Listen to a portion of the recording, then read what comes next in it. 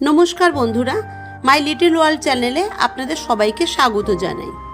আজ হাজির হয়েছি দুর্দান্ত স্বাদের মুখরোচক ফুলকপির কষার রেসিপি নিয়ে। আমার মতো এভাবে একবার বানিয়ে দেখবেন, দুর্দান্ত খেতে হয়, খুবই টেস্টি হয় খেতে। রুটি, নান, পোলাও, রাইস সব কিছুর সাথেই, পরোটা, সব কিছুর সাথেই আপনারা এটা সার্ভ করতে পারবেন, সব কিছুর সাথেই এটা খাওয়া যাবে। আশা করি এই রেসিপিটা আপনাদের সবার ভালো লাগবে। তো এখনও আমার চ্যানেল সাবস্ক্রাইব করা না থাকলে সাবস্ক্রাইব করার অনুরোধ রইল। এখানে আমি একটা বড় আকারের ফুলকপি মাঝারি সাইজ করে টুকরো করে কেটে নিয়েছি। তারপর আমি ফুলকপিগুলো ভালো করে ধুয়ে নিয়েছি। এবার একটু গরম জলে আমি ফুলকপিগুলো দিয়ে দিয়েছি। দিয়ে এবার একটু লবণ দিয়ে দেবো। লবণ দিয়ে 1.5 থেকে 2 মিনিট এটাকে আমি সেদ্ধ হতে দেবো। 1.5 থেকে 2 মিনিট পর এটাকে নামিয়ে ফেলবো। এর থেকে বেশি সময় ফোটানো যাবে না, তাতে করে ফুলকপিগুলো নরম হয়ে যাবে আর ভেঙে যাবে। তার জন্য আমি গ্যাসটা অফ করে দিলাম। এবার ফুলকপিগুলোকে আমি নামিয়ে নেব ভালো করে।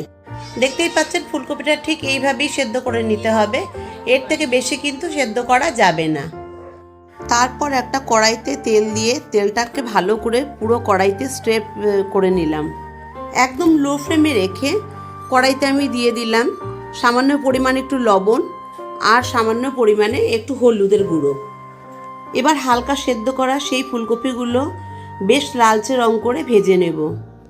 এই পর্যায়ে 4 থেকে 5 মিনিট গ্যাসের ফ্লেম হাই করে ফুলকপিগুলোকে ভালো করে লালচে করে ভেজে নিয়েছি। ফুলকপিতে খুব সুন্দর রং ধরে গেলে এবার ফুলকপিগুলো আমি নামিয়ে নিয়েছি। এবার ওই কড়াইতেই 1 টুকরো বাটার দিয়ে দিচ্ছি।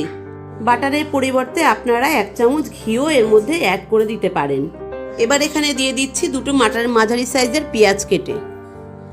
মিডিয়াম হাই ফ্লেমে একটু সময় নিয়ে বেশ লালচে করে পেঁয়াজগুলোকে আমি ভেজে নেব।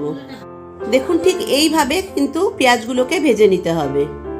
এখন গ্যাসের ফ্লেম অফ করে একটা গ্রাইন্ডিং জারে নিয়ে নিলাম 2টি মাঝারি সাইজের টমেটো, ভেজে রাখা পেঁয়াজ আর দিয়ে দেবো কিছু পরিমাণ চালমগজ। আপনারা এতে পোস্তও দিতে পারেন আর কাজু বাদামও দিতে পারেন। একসাথে সমস্ত উপকরণগুলোকে জল না দিয়ে ভালো করে মসৃণ করে বেটে নিতে হবে। মশলা তৈরি হয়ে গেলে আমি কড়াইতে তেল দিয়ে দিয়েছি। এবার দিয়ে দেবো কটা টুকরো করে কেটে রাখা আলু। আমি কফিটা ঠিক আলু দিয়ে করব, অনেকে নর্মাল করে, নর্মালও করতে পারেন। আমি আলু দিয়ে করব। আলুটা ভালো করে আমি ভেজে নিচ্ছি।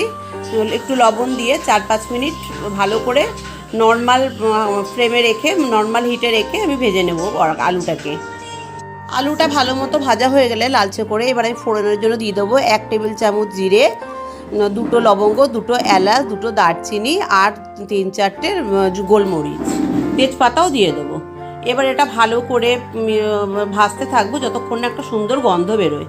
মোটামুটি ফোড়ন থেকে সুন্দর গন্ধ বেরিয়ে আসলে আমি এখানে দিয়ে দিচ্ছি 1 টেবিল চামচ আদা রসুন বাটা। একদম লো ফ্লেমে রসুন আর আদাটা ভাজা ভাজা করব, নাড়াচাড়া করব যাতে এর কাঁচা গন্ধটা বেরিয়ে যায়। এবার গ্যাসের ফ্লেমটা একদমই লো করে মশলা দিয়ে দেবো। দিয়ে দিলাম লাল লঙ্কার গুঁড়ো, এবার দিয়ে দেবো কাশ্মীরি লঙ্কার গুঁড়ো, এবার দিয়ে দেবো আমি জিরে গুঁড়ো,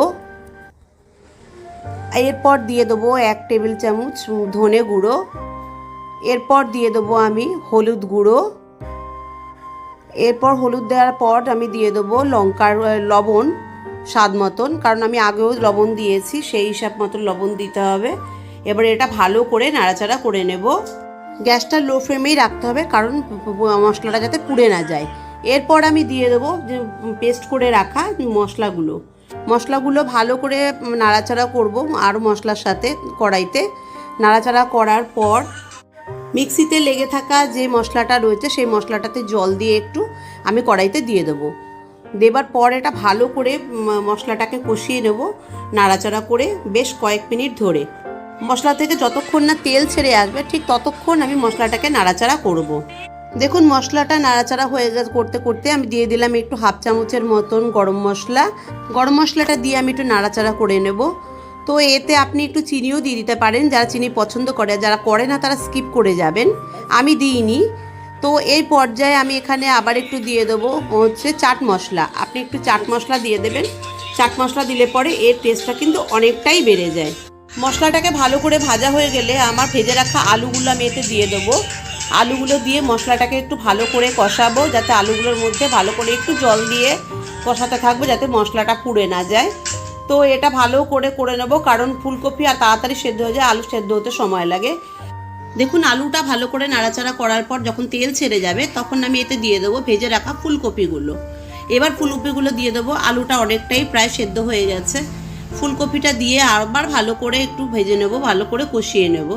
মশলার সঙ্গে ফুলকপিকে ভালো করে কষিয়ে নিতে হবে, যাতে মশলার যে ফ্লেভারটা সেটা ফুলকপির মধ্যে ভালো করে মিশে যায়। এই কষানোটা কিন্তু খুবই জরুরি। দেখুন ভালো করে ফুলকপিটাকে আমি কিন্তু মশলার সাথে কষিয়ে নিয়েছি মিনিমাম 4 থেকে 5 মিনিট। এবার আমি অ্যাড করে দেবো কিছুটা গরম জল গ্রেভির জন্য। ঠান্ডা জল কিন্তু এতে একদমই অ্যাড করা যাবে না। এতে কিন্তু রান্নার টেম্পারেচারটা কমিয়ে দিয়ে রান্নার স্বাদটাই অন্যরকম করে দেয়। দেখুন আমি জল অ্যাড করে দিয়েছি, খুব বেশি জল দিইনি, কারণ আলুটা অনেকটাই সেদ্ধ হয়ে গেছে। এবার এটা আমি গ্রেভি হালকা একটু মাখো মাখো ভাব করব। এরপর আমি এর মধ্যে 4-5টা কাঁচা লঙ্কা দিয়ে দেবো টেস্টের জন্য। অনেকে ঝাল একটু বেশি খায়, তার জন্যও দেব। এরপর আমি একে ঢাকা দিয়ে রান্না করব প্রায় 5 থেকে 6 মিনিট মিডিয়াম ফ্লেমে। ঢাকাটা তুলে দিয়েছি, তুলে দিয়ে দেখুন বেশ একটু মাখো মাখো হয়েছে। এই পর্যায়ে আমি দিয়ে দেবো কুচিয়ে রাখা ধনে পাতা। ধনে পাতাটা দিয়ে একটা সুন্দর ফ্লেভার তৈরি হবে। আর কিন্তু বেশিক্ষণ রান্না করব না আমি, তাতে গ্রেভিটা কিন্তু অনেকটাই শুকিয়ে যাবে। ধনে পাতাটা দেবার পর ভালো করে নাড়াচাড়া করে আমি গ্যাসটা অফ করে এটা রেখে দেবো 4-5 মিনিট ঢেকে স্ট্যান্ডিং টাইমে। 5-6 মিনিট স্ট্যান্ডিং টাইমে রাখার পর এটাকে আমি নামিয়ে ফেলবো। আমার ফুলকপির যে রেসিপিটা আছে ওটা আমার একদম তৈরি। দেখুন আমার ফুলকপির যে ঝালটা আছে, যে কষাটা আছে, এটা বেশ সুন্দর হয়েছে, দেখতেও বেশ সুন্দর লাগছে, খেতেও আরও দারুণ হয়েছে। আপনারা কিন্তু অবশ্যই ট্রাই করবেন। ট্রাই করে আমাকে জানাবেন কমেন্ট বক্সে কেমন আপনাদের লাগলো খেতে। তো আজকে এই পর্যন্তই থাকলো। এখনও যদি আপনারা আমার চ্যানেল সাবস্ক্রাইব না করা থাকেন তো অবশ্যই সাবস্ক্রাইব করা অনুরোধ রইল, আর পাশে থাকা বেল আইকনটি অবশ্যই প্রেস করে দিন। আজকে রাখছি বন্ধুরা, বাই বাই।